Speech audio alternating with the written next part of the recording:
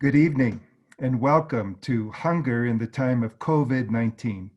Life for today, hope for tomorrow. I'm Pastor Ron Glusenkamp. Thank you for joining us tonight for what promises to be a very inspiring event. You'll learn more about how ELCA World Hunger, with your help, is responding to meet the needs of those challenged by increased hunger and food insecurity because of COVID-19. And you'll be invited to respond to make an impact. We're going to have some fun, and it's a fundraiser. Thanks to a generous group of donors, your gifts to ELCA World Hunger will be matched dollar for dollar up to $250,000. Yes, that's right, $250,000. If you act tonight, you can double your impact in the fight against hunger in this time of COVID-19. It's really exciting to hear what ELCA World Hunger is doing. We're all on the same team. Tonight is a celebration of that fact. Just a quick reminder, a little housekeeping detail. You can make a gift at any time throughout the program by going to elca.org/fight-hunger. And now, to get us in the mood, let us watch this short video about the amazing work of ELCA World Hunger. I'd like for you to think of it as a visual prayer. Let's pray.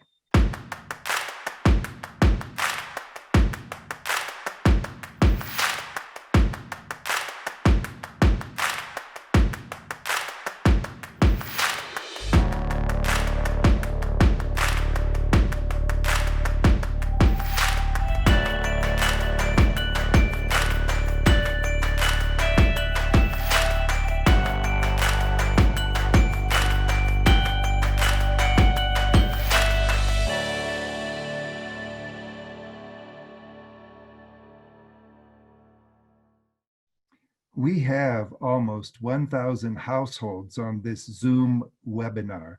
And like the prayer for All Saints Sunday says, we are knit together in the mystical body of Jesus Christ our Lord.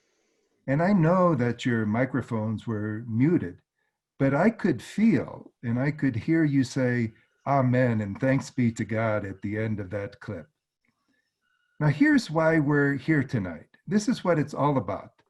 The short answer is COVID-19.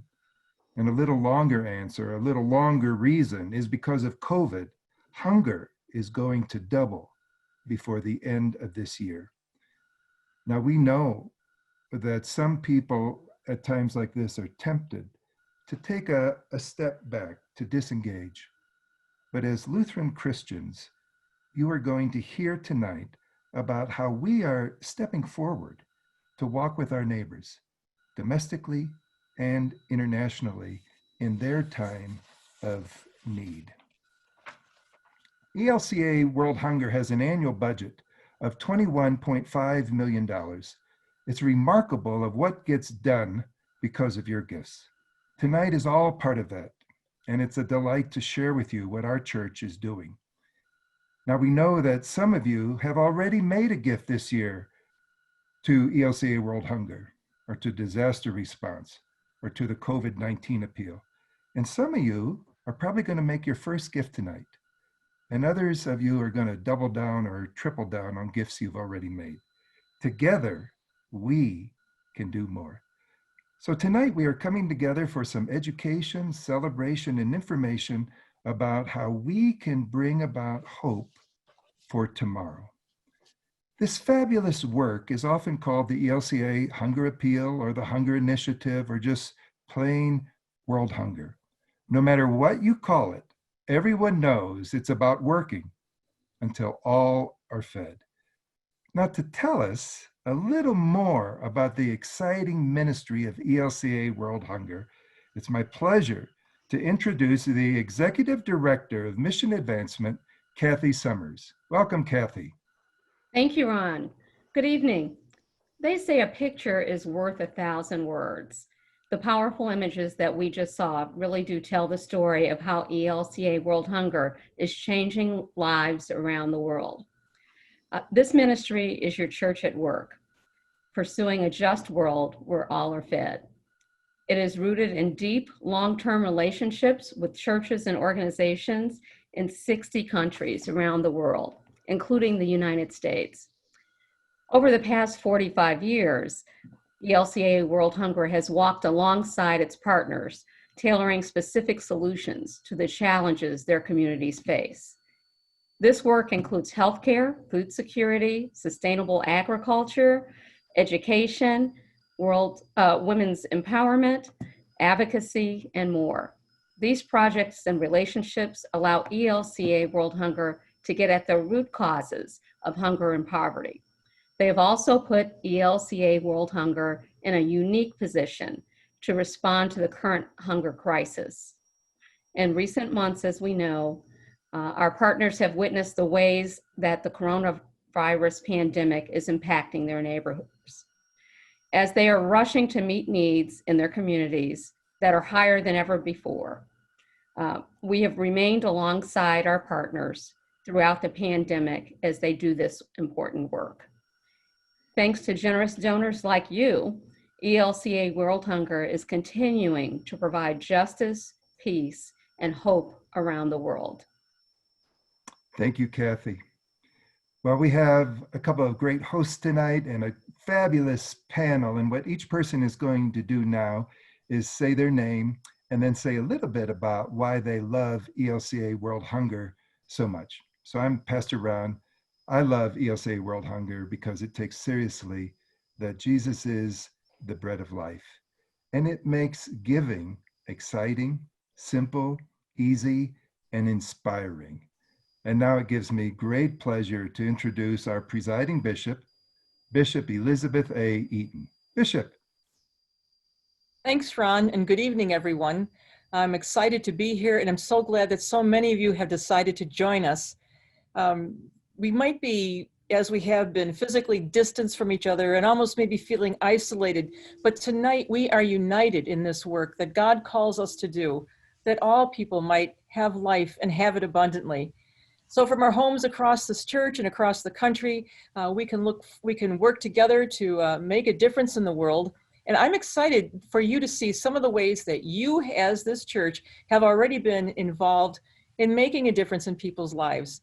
So I'd like now to introduce the Bishop of the Northwest Washington Synod, Bishop Shelley Bryan Wee. Thank you, Bishop Eaton. Good evening. In Matthew 25, we hear that when we feed another, we are feeding Jesus. Wow, that's quite powerful. And this doesn't just mean to individually give food to the person asking on the street corner, although that's part of it. This scripture also means working for justice and changing systems so that all may have food security and no one goes hungry. I'm excited to be here tonight because ELCA World Hunger works in both emergency food relief and partners with people throughout the world, helping to change systems so that people can grow their own food, have water for economic development, and develop other ways so children may grow, women may flourish, and men receive what they need. After all, those closest to the problem are closest to the solution. I'd now like to introduce the Reverend Dan Rift. Thank you, Bishop Wee, and thank you, each of you, for joining us tonight. You know, it's amazing to think that we would hold an event, say it's about hunger in the time of COVID-19, and have so many join with us tonight, but that's kind of the nature of who we are as a church. It's amazing, but not surprising. Among the identities of the church is that we are the longest standing, continuous, responding organization to hunger in the world. And through plague and war, through times of natural and economic disaster, through hardship and injustice, we set a course that's aimed at sharing bread, and more than that, to come together as a community, to come together as a people to make sure that all are fed, and to aim at those kind of long-term solutions that make sure that we are working towards a just world where all are fed. And so we carry on that tradition tonight. And this is really what I'm most proud of and most excited about, that we come together as a community, come together as a community of hope, and we come together to support communities to address hunger in their own place and around the world. We are together guided this evening by a person whose vocation is to be guide, but also by a person who has taken the time to be a true champion for hope and understanding of smart solutions to address hunger around the world. Rick Steves. Rick. Thank you very much, Pastor Dan, and I'm honored to try to be your tour guide tonight as we learn more about the exciting work that ELCA World Hunger is doing right now. And you know, in the last year, I had the great opportunity to produce a 1-hour special for public television, and it was called Hunger and Hope, Lessons Learned in Ethiopia and Guatemala. And we're going to see a few clips of that over the next hour. And, you know, the agenda, the goal for me as a tour guide, as a teacher in putting this show together was, number one, to make it vivid what extreme poverty is, to understand that 10% of humanity is living in what's called extreme poverty. That's about $2 or less a day. But also to make it really clear about how exciting and pragmatic and productive modern aid is. Modern development aid is just really making a difference right now, and we can celebrate that. And I fear a lot of people have an old-fashioned view of developmental aid, but I know that ELCA World Hunger and all sorts of modern aid organizations are embracing new techniques in development aid, and I really want to celebrate that. I also want to celebrate how the rich world and the poor world are connected and working together. We all understand that we're children equally precious, equally deserving children of God. And through an initiative like this, we can work together. And it's something that the ELCA World Hunger Program does expertly. Now, I had the opportunity to walk in the trenches and see people dedicating their lives to this work. And these are sharp people. These are people that could have ended up, you know, in Wall Street or in skyscrapers somewhere around the United States making all sorts of money. But they did something that I think is just as, you know, much more gratifying, I would believe, especially if you care about poverty and hunger, and that's make a difference. And I was able to walk with them and see firsthand the value of this kind of work. And if everybody had the opportunity to walk, as I did, in Guatemala, in Ethiopia, in places where they're really getting it together from a development point of view, this mission would be accomplished. We'd raise that $250,000 right now. I'll tell you, there are exciting opportunities, and I called our TV show Hunger and Hope because I've seen these opportunities. I've seen it in the eyes of people who are getting it together, who are developing. They've got the dignity, they've got the pride of working and selling things and feeding their families and raising healthy children. We can make a difference. That's what's exciting to me. I'm very practical about where I want to give my philanthropic dollar. I want to get a return on it. And what we're going to celebrate today is a practical way to invest in helping the developing world develop. Now, to see a little bit of that hope, I'd like to take you on a walk with me right now. Join me as we take a little walk through Ethiopia and Guatemala and get a sense of what is that exciting hope that's happening right now and how we're going to be a part of it. This program is about how those in extreme poverty, the poorest of the poor, are improving their lives by addressing very basic needs. Progress is incremental, and it happens with a combined and coordinated effort. Smart non-governmental organizations, or NGOs, the support of local governments, development aid and fair trade policies from wealthy countries, and most of all, hardworking local people. In Ethiopia, Abdi and his family are a good example. While still poor, they have a more modern home and are actually making progress. Abdi explained how he's running a productive small farm, growing enough for his family needs, with a surplus to sell. He showed me how a tank he fills with manure produces fertilizer. At the same time, it generates methane, or biogas. Abdi can now fire up his stove and boil water without using firewood. He has light even after the sun goes down. His home is spacious, with windows for ventilation and a sturdy tin roof.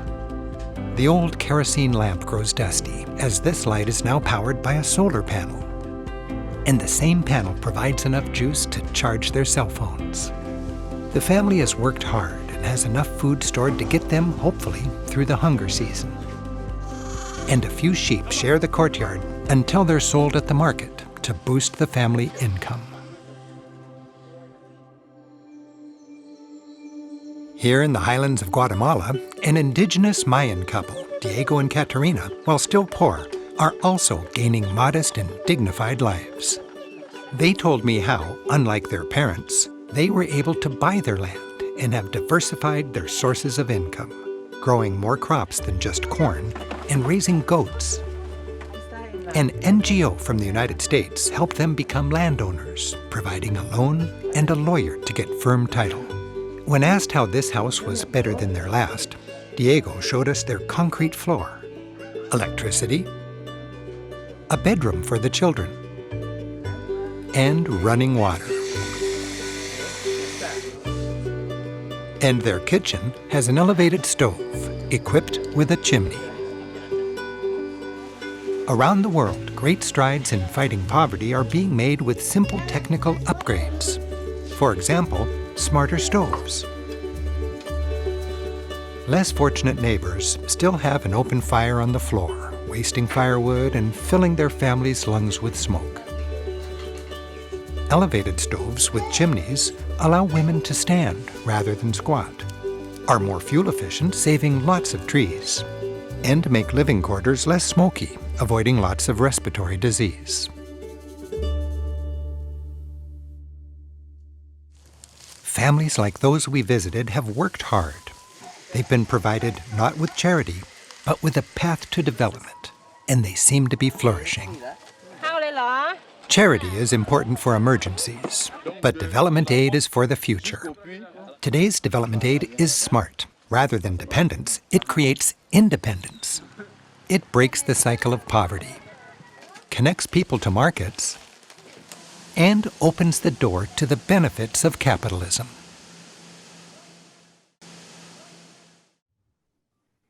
Boy, watching that, I'm just so thankful that we are there when we support ELCA World Hunger, this initiative. We're players in this activity. We are players in this development.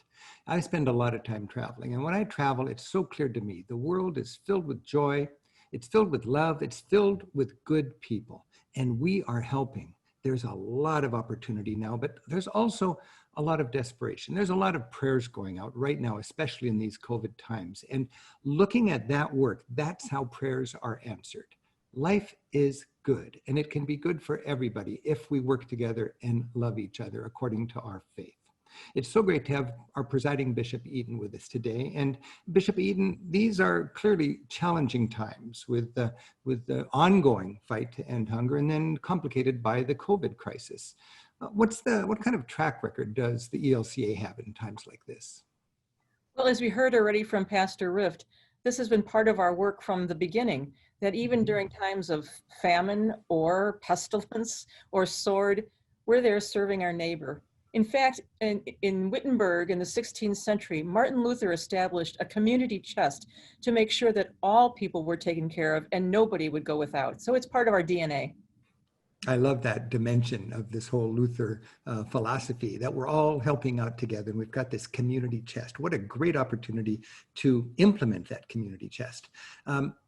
Lately, I'm tuned into this idea that even if we can't go to church physically, of course, we can be church.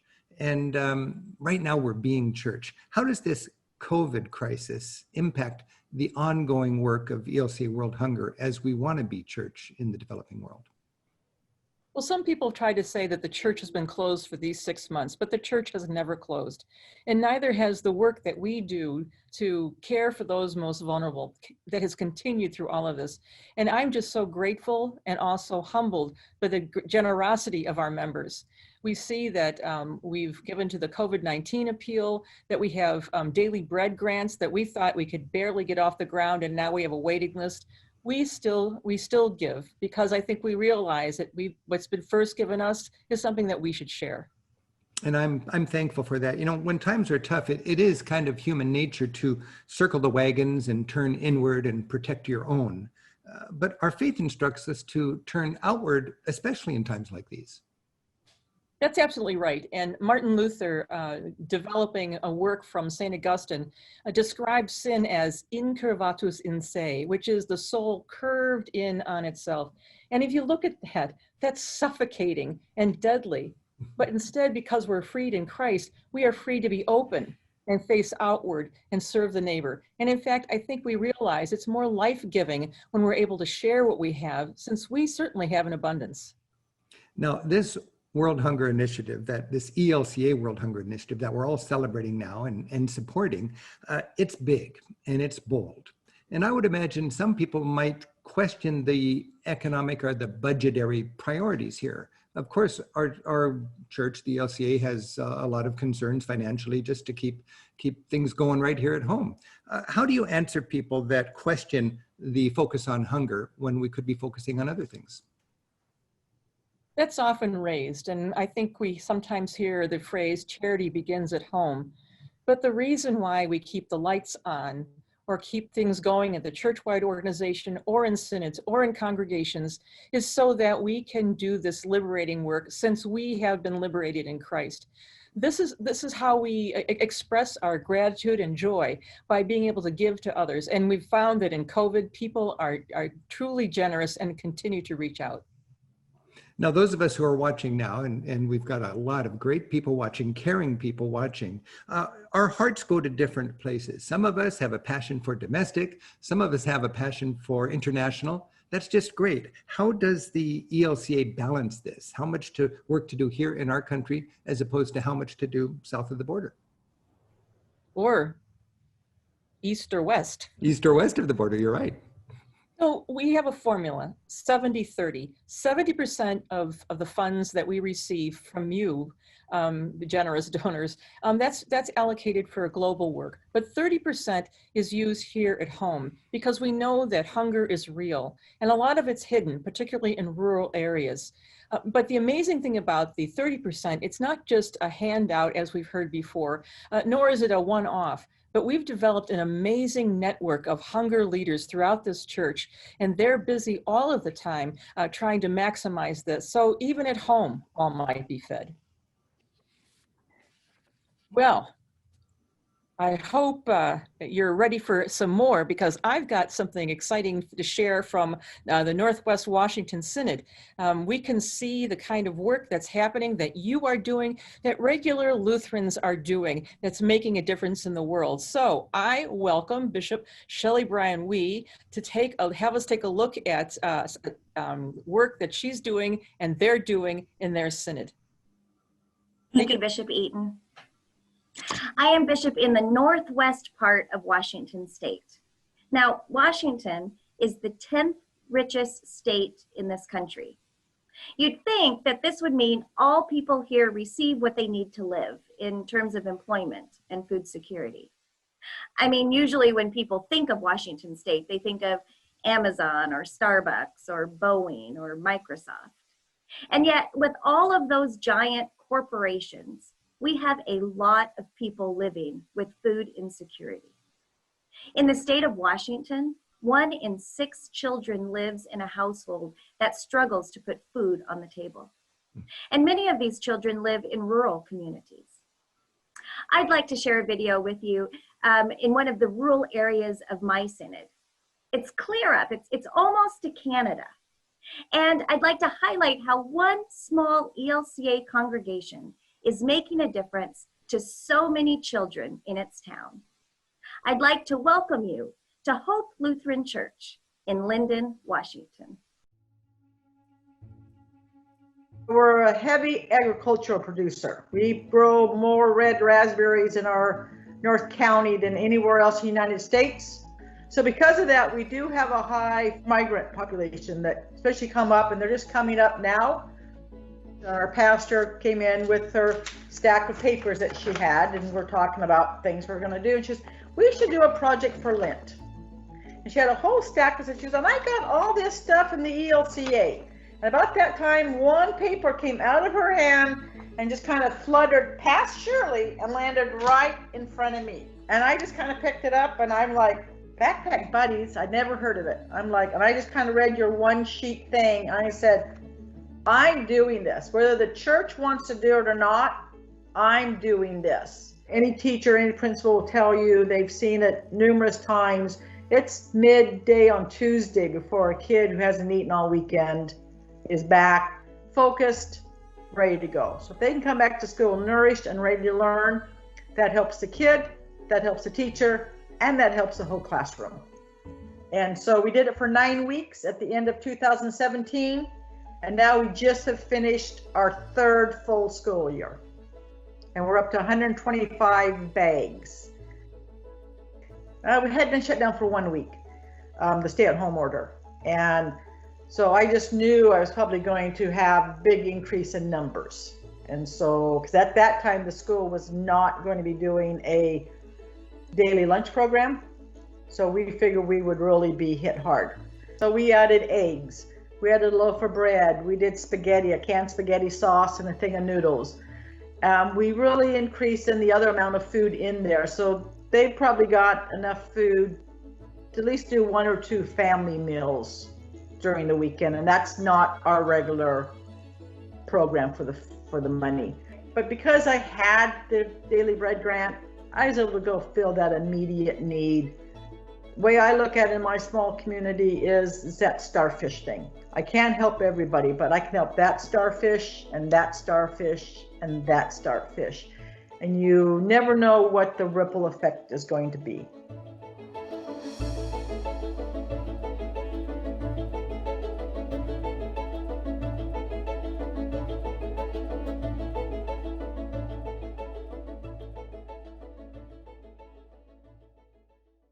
Well, that's an inspiration.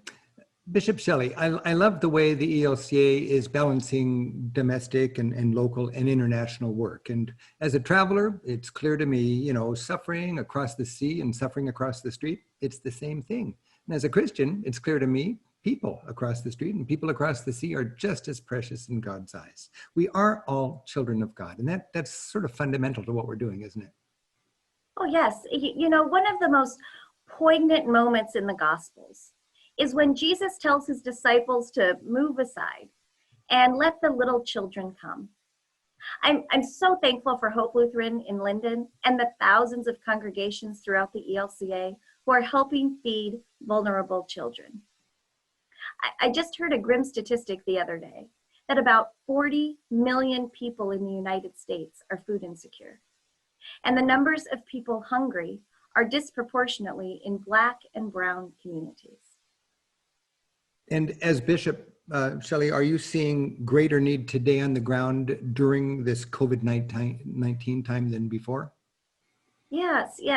Many children relied on receiving food assistance at school. That school lunch was often their most nutritious meal of the day. And as we know, many of our schools are online right now due to the COVID crisis. So no more school lunches, and that means more food insecurity. Also, many community programs are having difficulty finding volunteers because of COVID. Many volunteers are retired people, older adults, and as they're more at risk, they're now unable to help. And looking forward, as more people are losing their jobs and even their housing, we expect the crisis to get worse. So give me a concrete example of how the ELCA has actually helped out during this crisis time. You know, I am so grateful that when COVID hit, ELCA World Hunger immediately offered help to feed those who were hungry. One way that ELCA World Hunger helped was through daily bread matching grants.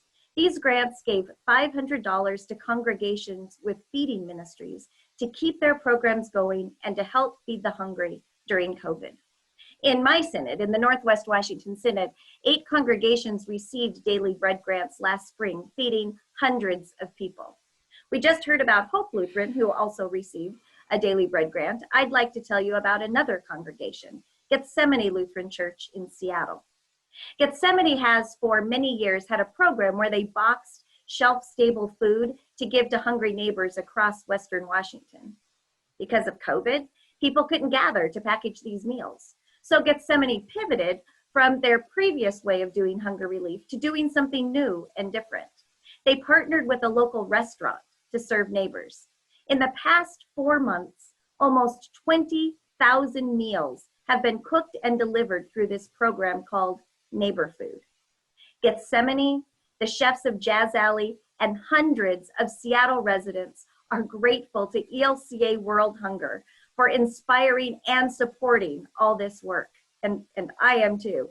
And all of you who are here with us tonight, thank you to all of you who have helped support this effort. Thank you, Bishop Shelley. And that makes me just even more proud to be part of the ELCA and part of ELCA World Hunger Relief. Now, let's talk about raising some money to actually make this happen, because the ball's in our court. It's quite easy to get on board. It just takes a couple of minutes. The ELCA has made it very easy online to donate. And Pastor Ron, you've got this cool thermometer that lets us know how we're doing. Introduce us to this thermometer and get us up to speed on that, please. Thanks, Rick. Yeah, the thermometer is at elca.org/fight-hunger. And it's a very cool thermometer, and it's starting to heat up. Right now, we have received $15,000 already. Isn't that fantastic? Toward our goal of $250,000. That's about 6%. I want to highlight one gift in particular. Diane Hill is a volunteer. She's a member at All Saints Lutheran in Palatine, Illinois. And she heard about this event tonight. And so in advance of tonight, she went to her pastor, one of her pastors, Pastor Jen Molan Kovash, and asked if their Mission Endowment Fund couldn't do something about it. And the Mission Endowment Fund met, and they said they were going to gift $1,855. And then they were going to challenge the congregation to do the same. And the congregation responded. So tonight, big shout out to All Saints, Palatine, Illinois, for a gift of $3,710. And that's the way it happens. That's the way it multiplies. Back to you, Rick. All right. Well, thank you, Ron. And that's good news from Illinois. You know, Bishop Eaton, the ELCA World Hunger program works around the globe. And of course, that means here in our country. Bishop Shelley took us to Washington State. Ron had some good news from Illinois. You're from Ohio, I understand. What's happening in Ohio? Well, Ohio's showing up. And here's a shout out to my Buckeyes. OHIO. Yes, we do have, we are active in Ohio, and through grants from the ELCA World Hunger, we are able to make a difference. I want you to take a look at this work from Junction City, Ohio, New Lebanon Lutheran Church. They run the Shepherd's Table Feeding Ministry, and they do this along with other congregations in the community. So it's an ecumenical work. Once again, community. We're better to get together than we are separately. They offer a free meal to anybody who wants it or needs it every Tuesday.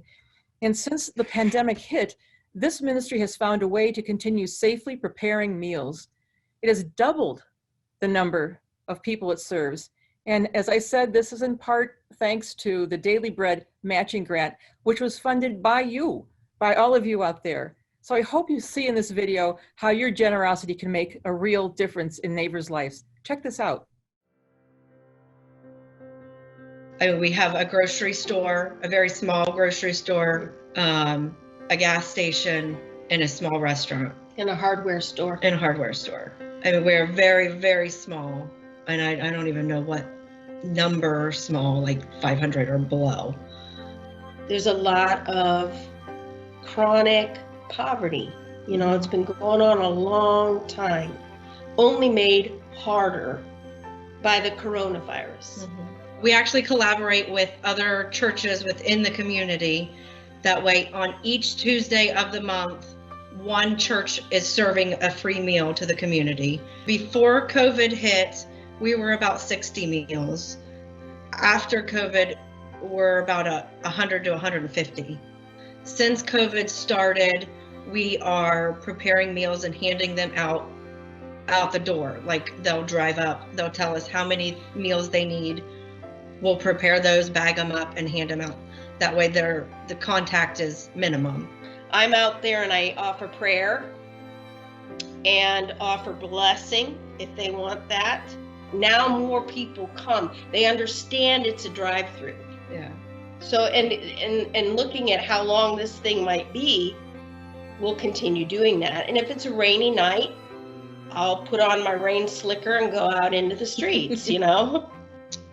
It's hard to see your neighbor. Yes. Sorry. It's okay. It's hard to see your neighbor hurting so much, right?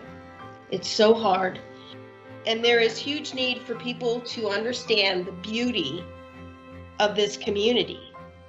and to be able to just relate to the kindness and the hospitality and the goodness that people bring.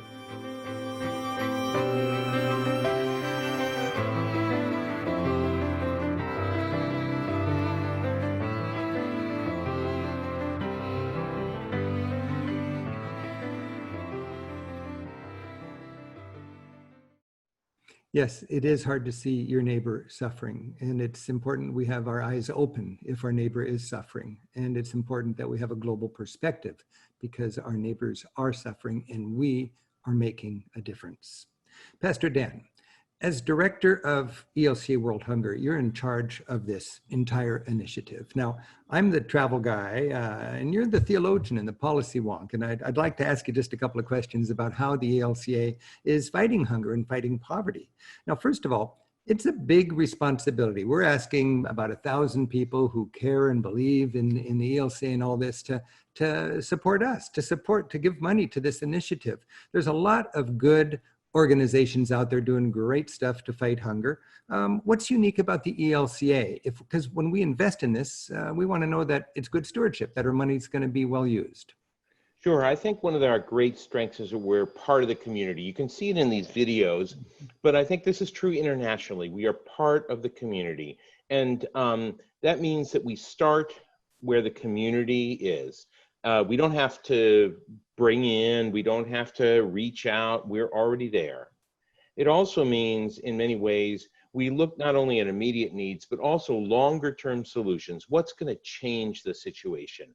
And we don't really look at what is it that we can do, but how do we build on where the community already is, which means we're not duplicating the solutions that are already there in the community, what the community can do for itself, but in fact, we're complementing that, which means that we work with an effectiveness, we work with reach, we get to places where others can't get. And then I think the other piece that really is an advantage for us is we tilt towards those folks who are most vulnerable in the community, and we tilt towards solutions that build resilience. And that kind of investment in resilience means that we're not coming back over and over and again to kind of look at the same problem, but in fact, towards the longer term solutions, towards the root causes of hunger. So clearly a lot of thought has gone into this, and it sounds like we're playing to our fortes in order to be more efficient and get more bang for our philanthropic buck. Now, I actually witnessed the work of the ELCA in Papua New Guinea, and I was very impressed by the cultural sensitivity, the respect, the partnership that we had with our philosophy of development aid. A lot of people discount Christian aid as they just think it's old-fashioned bras and Bibles kind of stuff. But ELCA is working to help people have dignity, to help people be independent, and doing it in a culturally sensitive way. I learned of a concept called South to South mission work. We would be north, and the term among development aid workers is the global south as being the area that really is needing the support from the affluent and developed north. Tell us about this notion of South to South ministry and mission work and how the United States would work into that equation. Yeah, in many ways, this is really great because we're not bringing solutions from a different culture or from outside of the hemisphere or from a different kind of perspective, but we're building bridges in a kind of a triangle in this way. And I'll give you a very practical example. In Malawi, where we work with the Evangelical Lutheran Church in Malawi, we have a great working relationship. Malawi is one of the poorest nations in the world, and outside capital is very difficult to find. And food is very difficult to find. There are goats in Malawi, but the traditional goat stock in Malawi is not very productive for meat.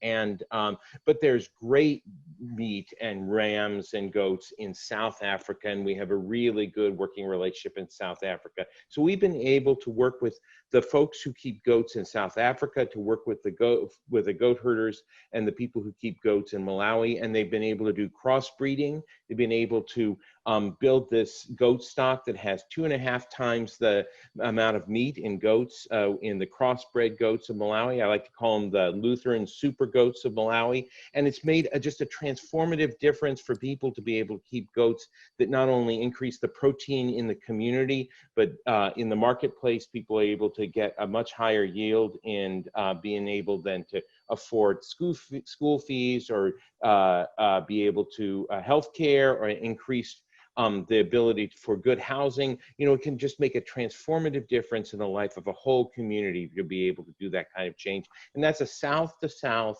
program. And we've been able to build those bridges and help to bring some of the resources to make that possible. Sounds like a wonderful collaboration and a culturally sensitive collaboration. And that's where we'll get the most lasting impact, because you can be well-meaning and just oblivious to cultural norms and really cause nothing but disruption. Or you can empower people to be dependent and have that dignity and work hard and connect with the global economy. That's what I was inspired by in this last year as I saw organizations like ELCA World Hunger working in the trenches in Guatemala and Ethiopia. Review again how the ELCA determines what countries will be working in globally. So we're really guided by two questions. Where are we in a position to work? And that's mostly because we're Lutheran or because we're Christian, because we are working in an ecumenical setting or an interfaith setting. Where are we really able to work? Where are we positioned to work? And where is the pressing need that that kind of presence can make a difference? And so between those two, we really try to work that out and make those priorities. It takes us to about 60 different countries around the world. In presence in those countries, we strategize around where can we really make the most difference by that presence and by that partnership or companionship around the world. Well, that's very reassuring. Thank you, Pastor Dan.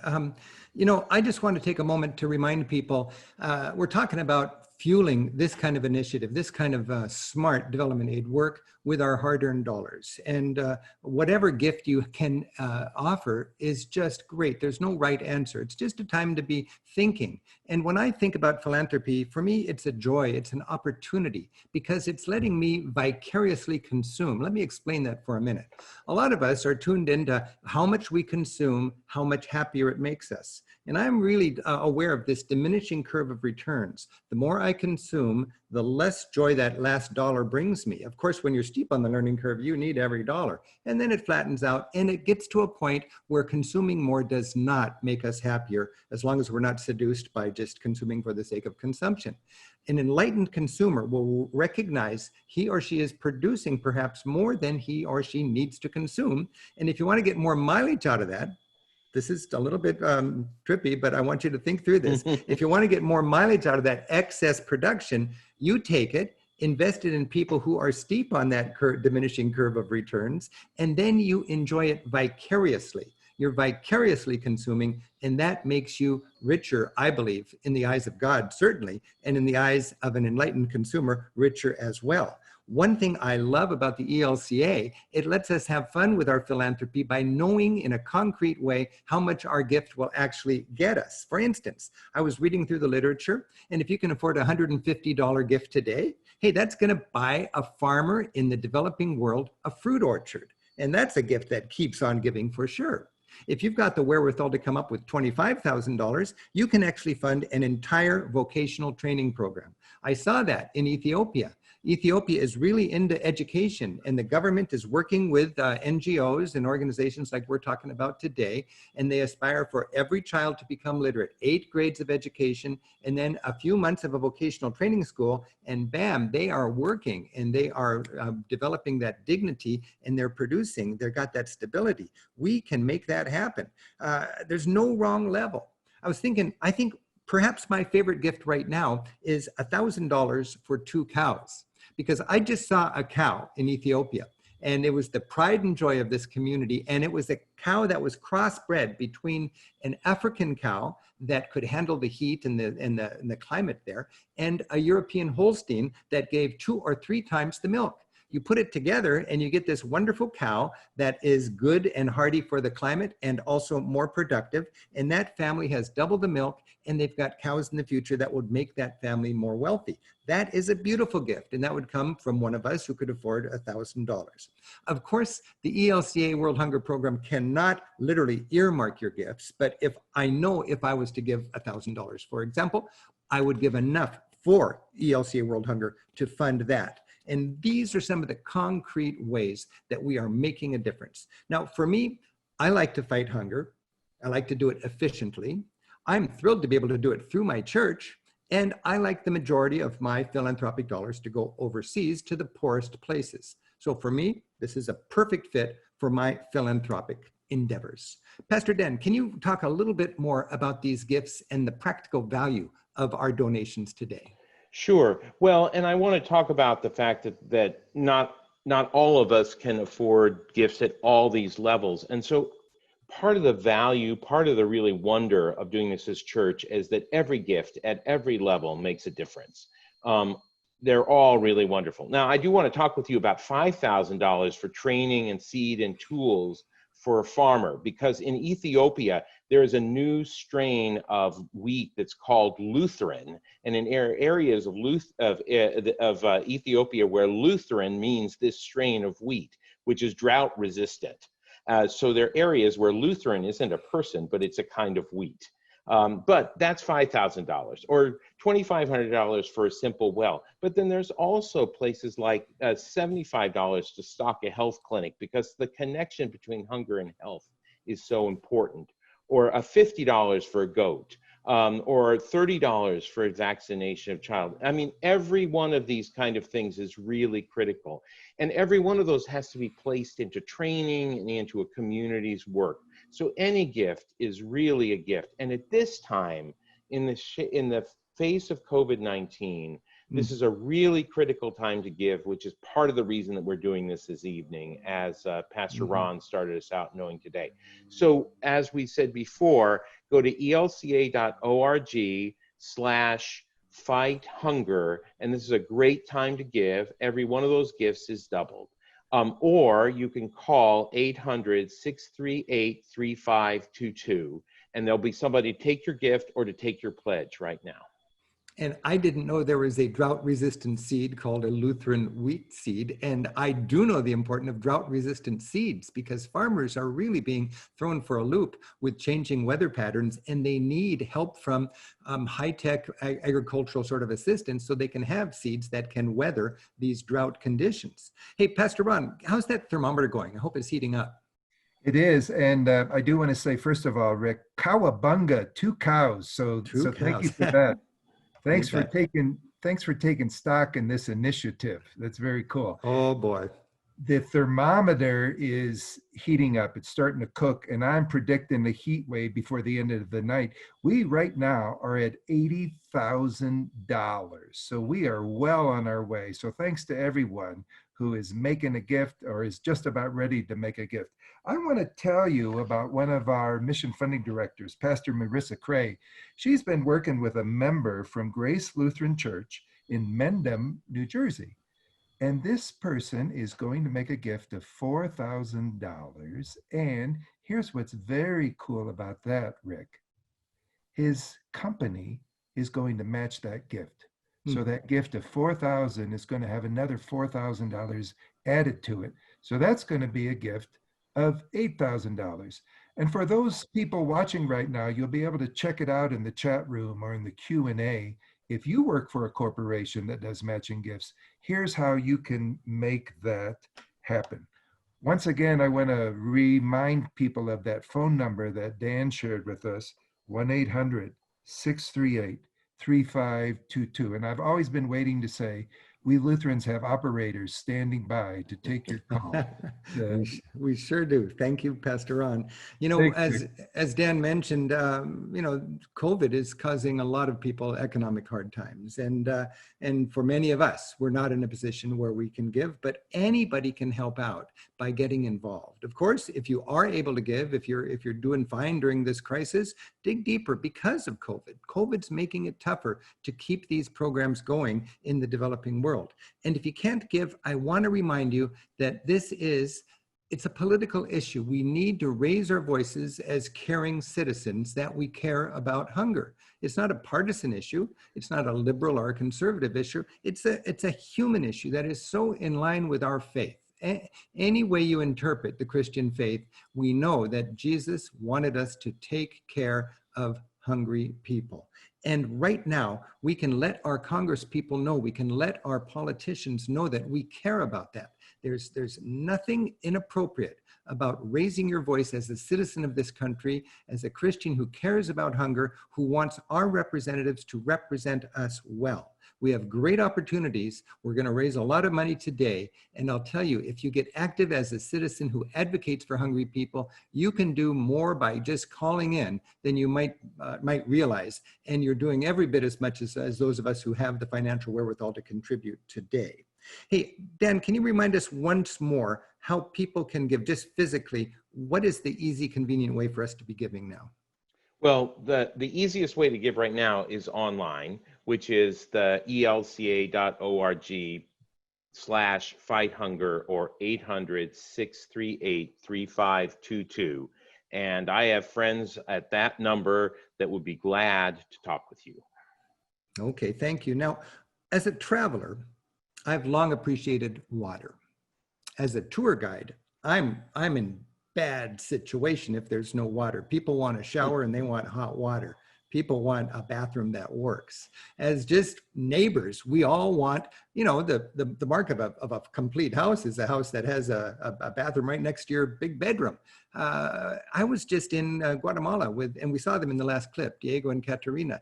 They have a faucet. They have one faucet for their family just outside their house, and they love it. That is every bit as welcome and appreciated as the most magnificent bathroom you could imagine here in our world. One faucet is all they need. We take it for granted, but for half of the world, water, to get safe and accessible water for our family, it's a big issue. It's fundamental to all other developments. It's fundamental for parents to be able to love and raise their kids as they want to, and it's a focus of ELCA World Hunger.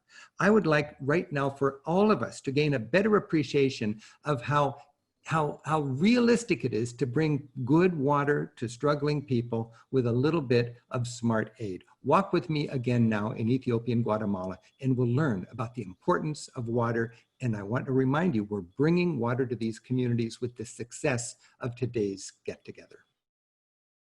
Rising out of extreme poverty through development requires certain basics. Water is fundamental to health, hygiene, and nutrition. But for much of the world, access to water is a daily struggle. Hundreds of millions of people live in villages with no running water or well. They have to walk for their water. It's typically a job for women and children.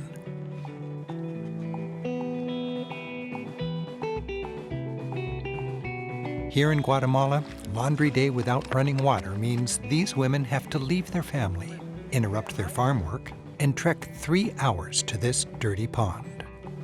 Water is so heavy that the women wait for their clothes to partially dry before making the long slog home.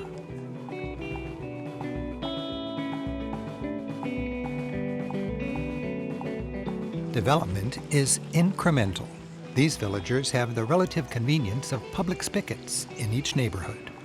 They gather on certain days at certain times when water is released. For many, having a tap down the street running just a few hours a week is a blessing. A vital step in development is building water infrastructure. This Ethiopian village got a well last year thanks to an American NGO whose mission is to do exactly that. Wells like these cost about $4,000. Today, with a neighborhood well, these people no longer need to walk hours a day to get their water. Modern aid projects are not simply given to a community. Experience has taught development workers that locals who own these projects take better care of them. They work with the NGOs to build the projects. This pump is community-owned. A locally elected committee manages it, and each family pays about $1 a month to maintain it.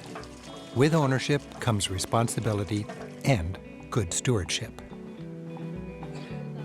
Water infrastructure divides the poor from the extremely poor. Having to depend on river water means farmers and families are dependent on rain. River water may carry waterborne diseases. With safe water reliably available right in the village, there's better hygiene. Families are sick less often, children have more time and energy for school and work, and moms have more time and energy to nurture their children. Oh, I wish everybody who's with us today could have walked with me to see the joy when there's a well right there at the edge of the village, and when a family has a spigot that's open 4 days a week for 1 hour, and the way it just refreshes life.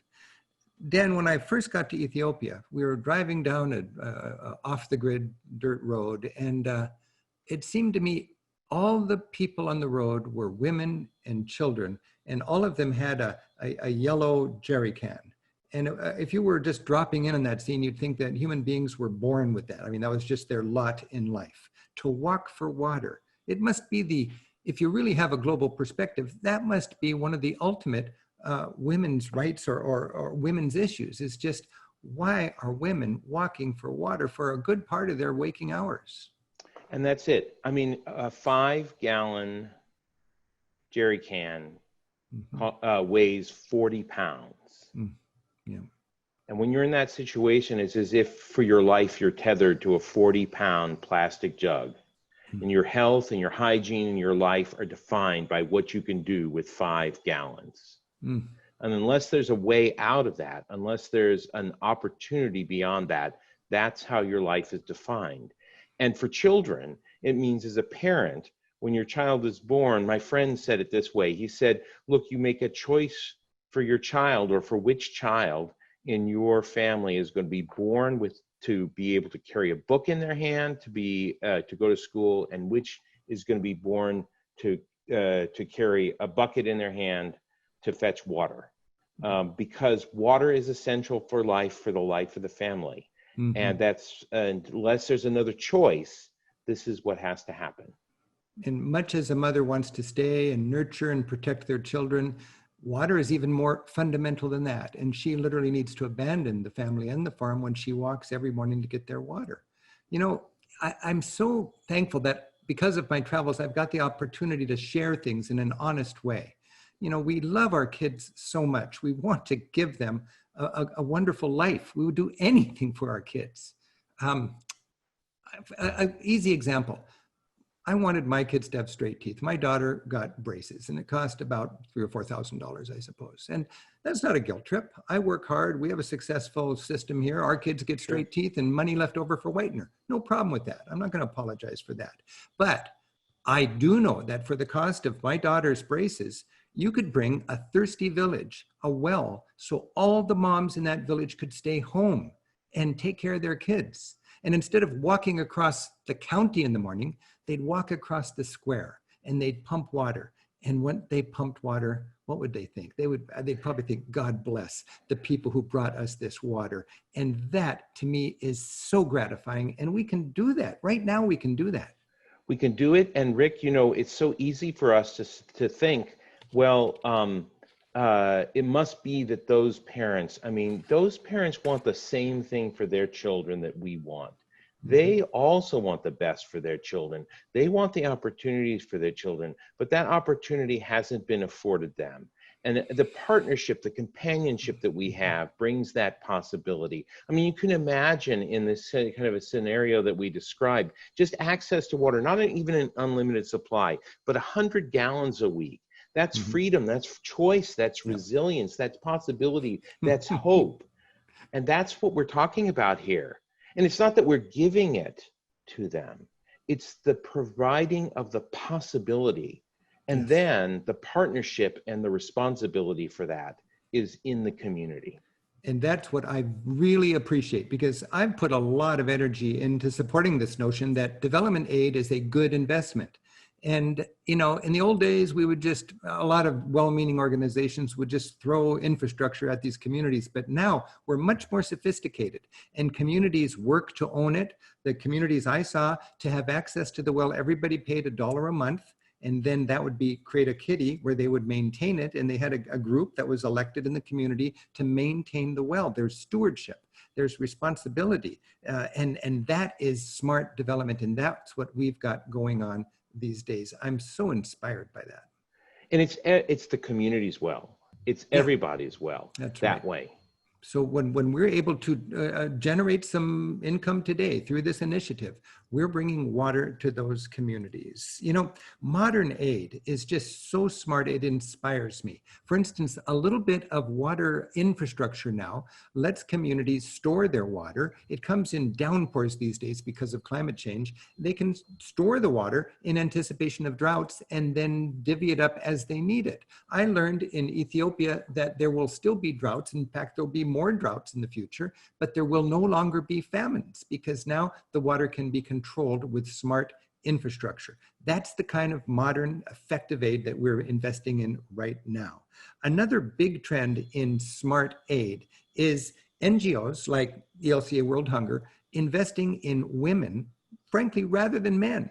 The men tend to make poor choices with their finances, and you don't want the whole family's financial stability resting on just the man. But if NGOs have learned that if you invest in the women, if we empower the women, if we give women the authority and the responsibility to make things happen, they're the nurturing ones, they're the responsible ones, they're the family-oriented ones. It's just common sense. And to understand that better, I'd like to take you all to Ethiopia and Guatemala again for another little clip out of our show, and let's see how women are driving development in the developing world. Check this out. Throughout the world, it's the women and girls who have fewer opportunities and endure the brunt of poverty. They eat last. They have babies early. And boys get priority for education. Ultimately, it's the women who take care of the children and are most responsible with the family income. When women have an education, legal rights, and employment, they are empowered. Experience has shown the importance of relying on women to spearhead development projects. One of the reasons we know that it's worth investing on women is that women always put the care of their families and their children ahead of themselves. So for us, it's very important to ensure that we educate women, that we give women a voice, and that translates in empowerment of women, money, and therefore development of their family and their children. If we want to be successful in terms of addressing poverty, hunger, malnutrition, we know we have to work with women because that will translate in development of the full community. In Addis Ababa, a local NGO called Women in Self-Employment is helping Ethiopian women develop small businesses. These women are taught basic workforce skills and are given vocational training. In a place where any solid job is a good job, these women learn to sew. They gain skills to join the hospitality industry. And they learn to be computer literate. Organizations like this are in the business of producing success stories. And judging by the smiles here and the quickness with which these students embrace an impromptu opportunity to dance, this one's doing just that.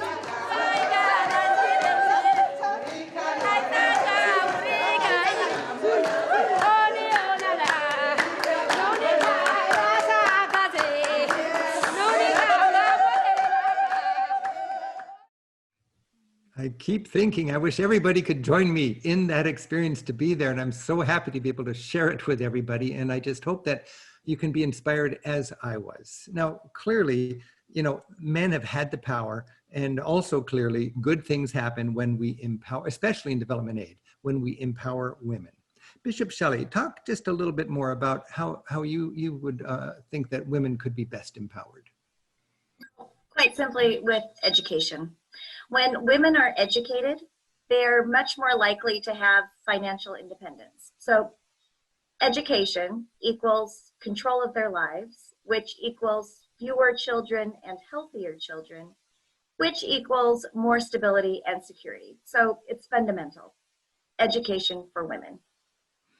Now, it's a big challenge because mothers want to nurture their children. They intend to worship their children, but sometimes things out of their control get in the way and the mothers are unable to nurture their children. Yes, I mean, obviously mothers love their children, right? And they want what's best for their children, and yet sometimes they simply don't have the education about health or the money to prevent their child from being malnourished. Tragically, If a child doesn't receive enough calories, and I mean smart calories, not just calories, but if a child doesn't receive enough calories in their first 1,000 days, it compromises their development for their entire life, both cognitively and physically. This is called stunting. They grow up stunted. So the ELCA funds programs to teach mothers about basic hygiene. For example, the importance of washing hands. Throughout the developing world, chronic diarrhea is a huge problem. With diarrhea, a child may eat, but they can't absorb the necessary nutrients. And this is a leading cause of child mortality. So again, the simple solution is wash hands. The lack of clean water is also a huge issue for mothers. And as we saw in that video clip, the poorest women walk hours every day to get water. This is bad for moms, and that means it's bad for children. So there are social traditions and taboos that work to keep women down. What's a taboo that you would like us to be particularly mindful of that's bad news for women that want to be empowered? Well, it's not really a taboo, but it's a social more in that, again, I want to emphasize education. If a poor family has boys and girls, very often the boys will be educated and the girls will not. While school is often free, uniforms and books cost money. And if a family can't afford to send all their kids to school, it's usually the boys that they choose to send. Now, stigma-wise, there is a stigma towards a girl when she menstruates. So many times the girls must miss school, or when they grow up, when they're women, they have to stay home from work until their cycle is over. So this means up to a week a month where girls and women miss out and fall behind. And here's another problem. In many countries, women can't own their own land. And in many places, women can't even have their own bank accounts. All of this disempowers women. At the ELCA works to empower women. It's a priority for smart development across the globe. You know, when you were talking about the girls that miss school or miss important work when they have their period, that's a problem that will happen every month throughout their experience. And it reminds me of what I call the low-hanging fruits of smart development aid. I was at a very remote school in Ethiopia, and the first thing they took me to was what they called the Girls Club. And it was a building that they had just built next to all the classrooms, which was just for the girls. And they had counselors there, and they had the pads that they needed and so on. So the girls, when they're having their period, could actually go to school and not miss 4 days of school every month. And that's such a simple way to help these women be able to take control and to be able to do what they want to do. And it's thanks to this kind of smart aid. You know, it's so fun to talk about this, but let's talk about something really specific. Can you explain to me a specific example of how our work right now, today, through ELCA World Hunger might empower women? Sure, Rick. So one of the ways that women can be empowered is for them to own their own businesses, their own small businesses. And this is made possible through something called microloans. A microloan is kind of like a Kickstart program. It's a small loan that uses the same money over and over again. So with a microloan, it takes about $125 for a woman to start her own business. So as an example, let's say she buys goats. And so she has these goats, and others buy cheese or milk or baby goats from her, and she's able to pay back her original loan. That money is then recycled to another woman who begins her own business. Let's say she starts a weaving business. That loan is paid back, and another woman receives a loan for a shoe store, and she pays that back, and on and on and on it goes. And it's amazing, 98% of these loans are repaid. It's an amazing way to invest to change people's lives. So, Bishop, we've been talking about the fun, really, of knowing what your gift will do, and we've been going through a lot of examples.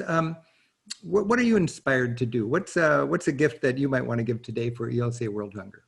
Oh, well, I think, since we've been talking about microloans, I think I'll donate $125 for a microloan. Oh, okay. I'm still debating, but when I was in Guatemala, I'll never forget visiting a family that actually had a rabbit farm that was built by a microloan like that. And they had a part of a business now because of that microloan. I'm thinking a couple of goats. And I'm thinking a couple of goats because that's $100.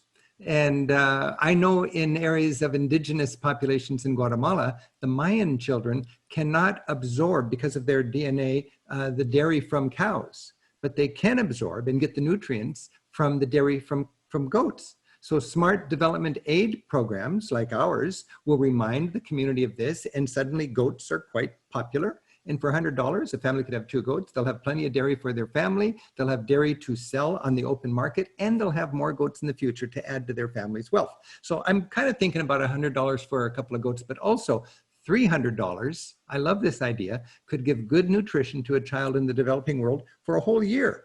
And Shelley, you were talking about stunting. $300, that helps a child go through their growth years with no danger of stunting. And that's a gift that keeps on giving for the rest of that child's life. So there's so many exciting options. Okay, so Ron, Bishop Shelley is the proud sponsor of a rabbit farm. And there must be a hair-raising joke in there somewhere, but I'm gonna resist that, okay? But give us another update on how we're doing with our thermometer. Sure, Rick. And before I hop on back to the thermometer, Bishop Shelley, thank you for your generosity there. So far, we've received more than 300 gifts for a total right now, drum roll, of $117,000. All that's going to be matched. That's about 47% of our goal. So we're moving on there. And your talk with Pastor Dan, Rick, really made things about water, really made things bubble up and start flowing toward us. And I just want to give some shout outs to some folks because they're old friends and new friends of ELCA World Hunger, but Sarah and Mark and Barb and Eric and Jim and Marjorie and Garth and Lindsay and Jim and Kathleen and William and Cindy and Andrew, Sandra in North Carolina. And Dan, don't you have someone in Wisconsin that's going to make a gift? Dan, I think you're on the mute. I can't believe I did that. My kids just gave a couple of goats for an old goat in honor of me. I'm not sure what that says about me, but anyway, yeah, my friends, Brian and Cindy from Wisconsin, friends of ELCA World Hunger, just were so inspired about the kind of work that we do with women. They gave $15,000 for the kind of program, Rick, that you showed us in Addis, but for rural programs for training for women in business and in enterprise development, including small loans and in training, $15,000 for ELCA World Hunger, which of course is doubled to $30,000 tonight. Wow. And that just inspired Beth Adams to make a gift of $8,000, which is going to be doubled. So right now we are at $151,000. Rick, I just want to give a couple more shout outs, and you can look at the honor roll on the donation page, but a lot of pastors and rostered leaders are making gifts here tonight. So they're taking a little break from writing their Zoom sermons. So Pastor Stephen, Pastor Dan, Pastor Joanne, Pastor John, Pastor Mark, Pastor Richard, Pastor Keith, Pastor Joanne, Pastor Elizabeth, Pastor Gladys, Pastor Peggy, Pastor Greg, and many, many others, too many to name, are making gifts. So thank you for investing in this amazing project. Now, Rick, in your fabulous documentary, and we're going to make that available to everyone, you talk about the 3 C's, but I know that you want to talk about another C, COVID, and how that impacts those first 3 C's. Would you talk to us about that? Yeah, that's very timely, obvious today. And, when we made our 1-hour documentary about hunger and hope, lessons learned from Ethiopia and Guatemala, I wanted to make it really clear that beating hunger in our lifetime is realistic.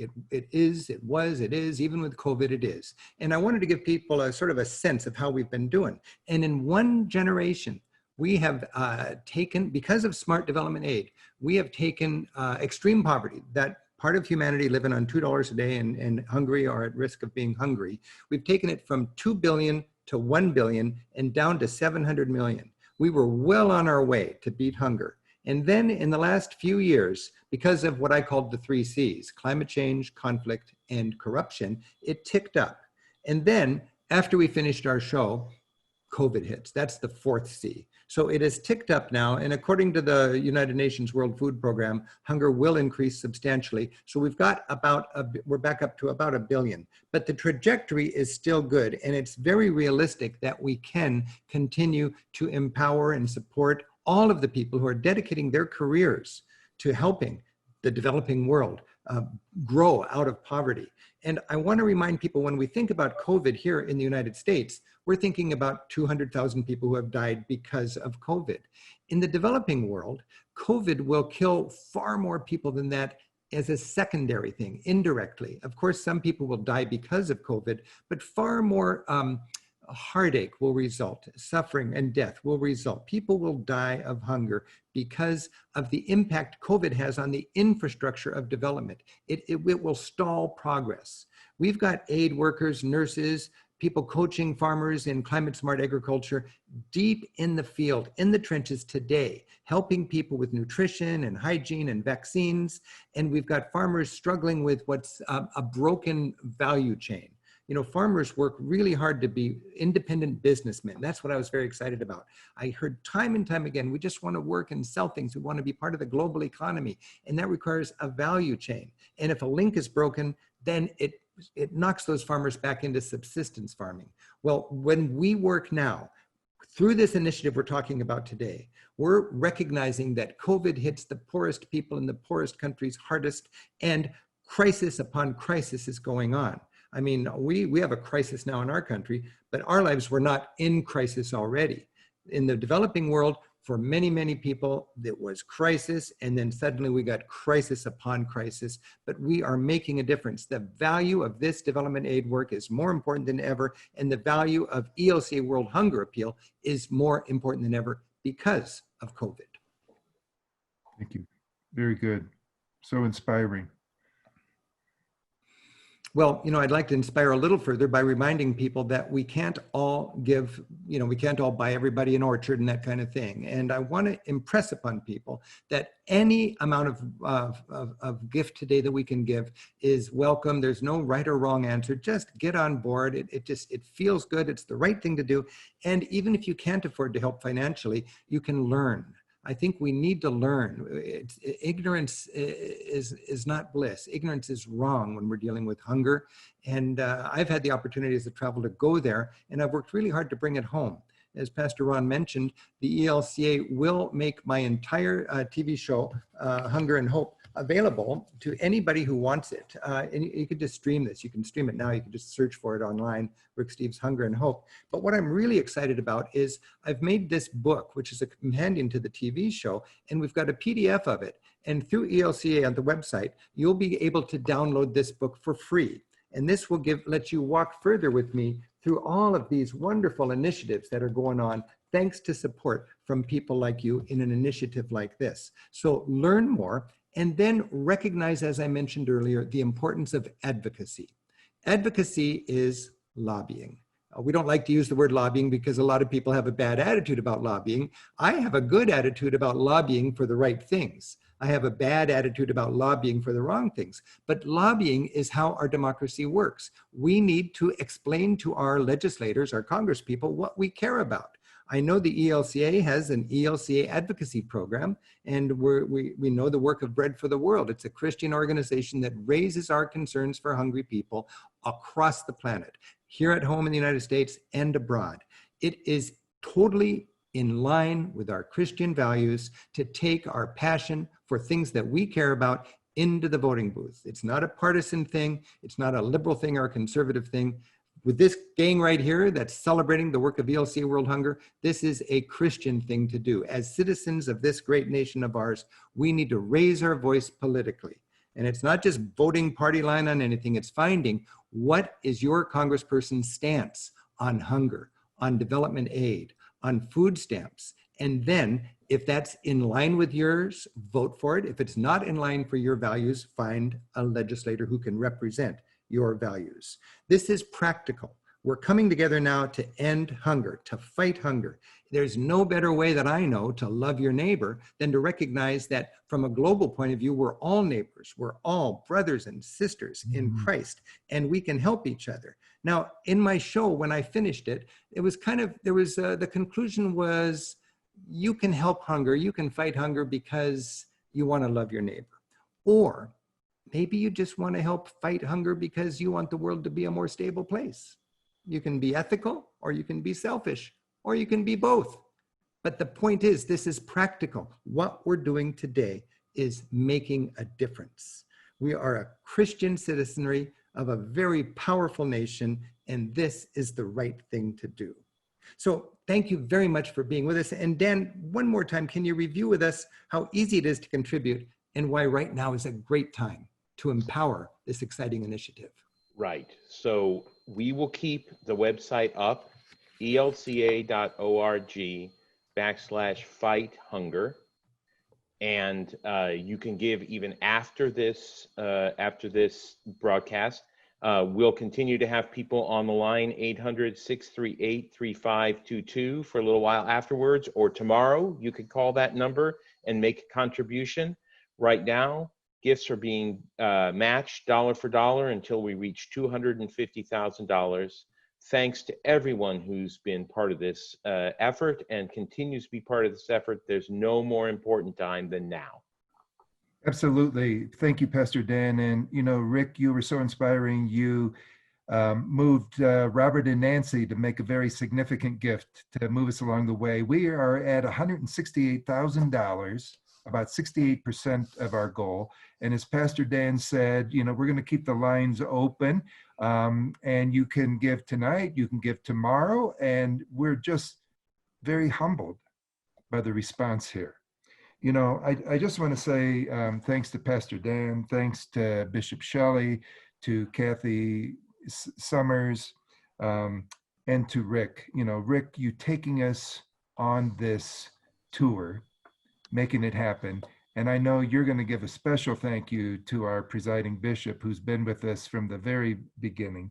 So Rick, thank you for the inspirational tour to Guatemala and Ethiopia, and to our homes and into our hearts. Back to you, Rick. Well, thank you, Ron. And for me as a tour guide, this is my favorite kind of tour to bring. I've shared something I'm very passionate about with you. I hope it's been an inspirational hour, and I'm just thankful to be on this team. I also want to say I'm thankful for all the people who are watching. This is such a wonderful turnout, and these, we're caring people, and we're all inspired to make a difference. And as you consider this, I'd like you to remember that ELCA World Hunger, this initiative, it's not a charity, it's a service. We love our neighbors. We want to make life with more dignity for our neighbors. I can't go down there and do that, but I can empower people who are trained to do that, who want to dedicate their lives to doing that. And that's why I feel like this is just a real blessing to be able to help out in this exciting initiative.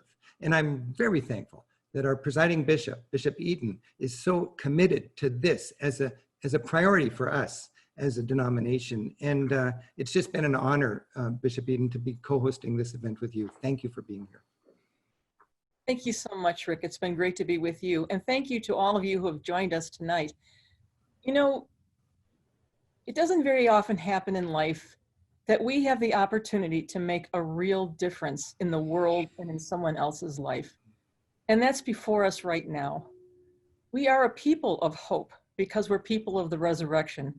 And the way we spread and live that hope is by bringing other people into the abundant life that Jesus promised. So I have just received from my colleague, Michaela, the amount that we have raised so far, and it's growing, with $165,500 that Pastor Glusenkamp announced, plus $70,500 in pledge gifts. We are up to $183,000 and growing. Fantastic. Woo! I mean, look at us, Lutherans. What do you know? We thought sometimes we just think this is something too big, but it's not too big for God, and it's not too big when we work together to do all these things. So thank you for the ways that you have contributed and will continue to contribute. Dan, thank you for the way that you serve, providing a leadership for our World Hunger. Thank you, Kathy, for your work in the Mission Advancement Unit to keep this message before us, and to all here, and to Bishop Bryan Wee for the work that you're doing in Washington State. You know, this is a little refrigerator magnet, I don't know if you can see it, that the ELCA World Hunger people give out to us, and I want to use that as our closing prayer. Let us pray. Come, Lord Jesus, be our guest, and let these gifts to us be blessed. Blessed be God, who is our bread. May all the world be clothed and fed. Amen. So, go in peace, serve the Lord. Thanks. Thanks be to God.